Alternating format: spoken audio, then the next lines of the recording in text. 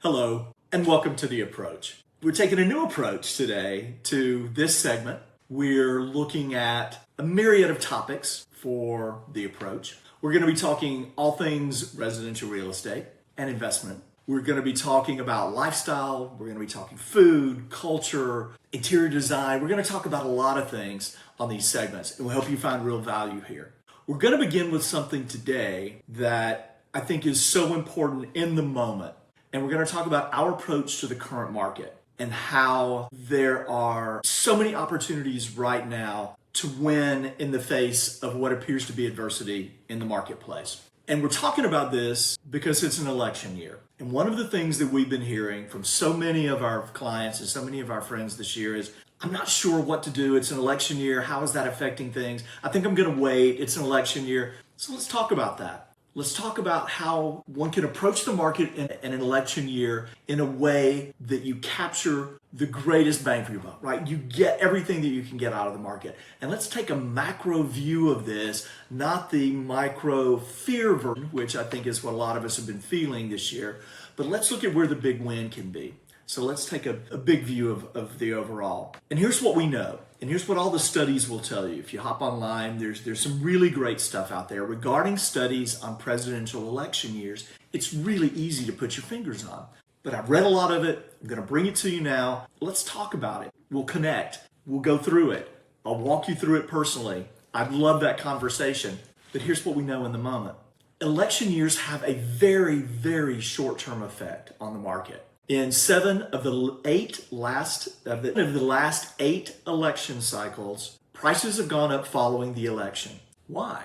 What's behind this phenomenon? One of the things is certainly that there is pent-up demand. So many people sit on the sidelines prior to the election thinking that something is going to happen, some negative effect from the market is going to happen, that they wait, and then there's pent-up demand immediately following the election, and then prices move up. This year, we were certainly experiencing that, but we're experiencing it in combination with an interest rate decrease. Now, Jerome Powell, in my 35 years of doing this, I don't recall when I've seen a Fed chair step out so solidly and say, in advance of the meeting, which is coming up on the 17th and 18th of September, in advance of that meeting saying, we're going to go ahead and lower rates.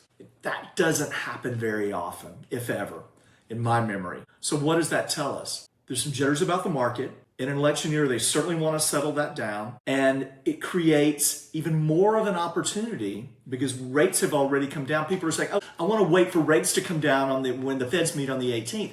Rates are already factored into that process. I've had so many conversations around this. Rates are already at their level that they will be, and they will likely not change after the 18th. Unless we see a point cut, more than likely we're going to see a quarter. It may not be the only quarter point decrease that we see this year, but rates are already factored in. So the point of this is we have the combination of a decrease in interest rates and people stepping back and waiting until the election happens. The combination of those two is that after the election, prices are going to move up, demand is going to move up. As rates go down, demand and prices are going to increase. And so there is a golden opportunity for those of you that are listening to this that have the gut to step out in the moment when it doesn't feel terrific because we're not sure, there's so much uncertainty going on. And in the face of uncertainty, the buying public sits still. When everyone else is on the sideline, it is your opportunity to step out there and to achieve what you want to achieve. And I know you've heard me say that before on social, but it's absolutely true. And it's not a line to get you to come and do business with it. It's a line to get you to step out there with some assurance that the sky is not falling around you, right? We're going to do another segment on a term that I've been hearing that I really love about perma-bears. And these are people that have been following the economic market for a long time and talking about the market's going to crash, the market's going to crash, the market. So we've been hearing that the market was going to crash for the last 5-6 years. And there's a lot of clickbait out there, and there are a lot of people whose hair is on fire about what's happening in the marketplace. And you can manipulate stats in any way you want to look at them to achieve that and to present you with a negative information after you've clicked on their site and they're selling ads off of fear to you. No question. Don't fall for that. Talk to us. Do the research yourself. We can point you in the right direction.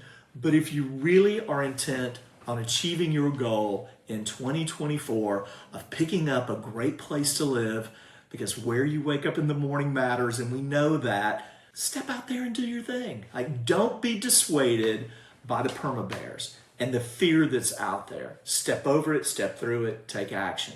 It's great going into an election cycle for the market to be settled, for things to be going well. You know, we say there should be a divide and there should be some firewall and separation between the actual government and people that are setting policy. We know that's permeable in some way. All right, got it. Yet, we know it's predictable, so why not take advantage of it? So if you're looking at the stats and you're a data-driven person, look at what's going on. There's that part. The other thing that's really interesting right now is that we're seeing a lot of conversation on the national stage about housing policy, right? And what we also know and what studies show is that parties are rewarded for housing policy in the run-up to an election, to make things appear more affordable, to make things appear more attainable, is certainly in both parties' advantage going into November. We're going to see some things probably come out of the other side of that. There may be a few perks here or there. I wouldn't say it's something you can hang your hat on or that you can wait on. If you're a first-time buyer and you're hearing, oh, there's going to be a $25,000 credit, or there's going to be this, there's going to be that. I don't know that I would wait for that to happen and that to actually become policy. That could be down the road.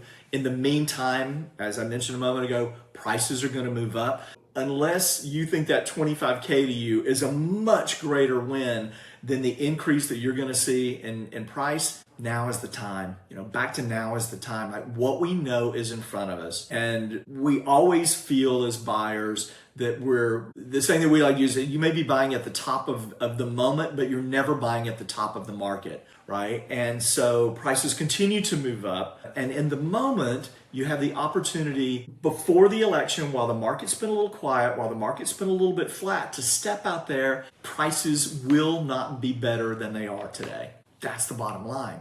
And at the same time, rates are already there for you. People are just not really aware of it yet. So does that provide an opportunity for you? In my estimation, it is. And then we've got a few really great buyers that we're so excited about their progression through the market, and they've been able to step out there and take advantage of what we're seeing today. And that's an exciting place to be. And we know that in those conversations, we can make a difference in people's lives by talking through the real facts of the market, presenting information in a way that is very palatable, and giving you what you need to be an informed buyer in today's market. The same on the sales side. So that's our approach to the market today. I'm John Barentine, and I approve this message.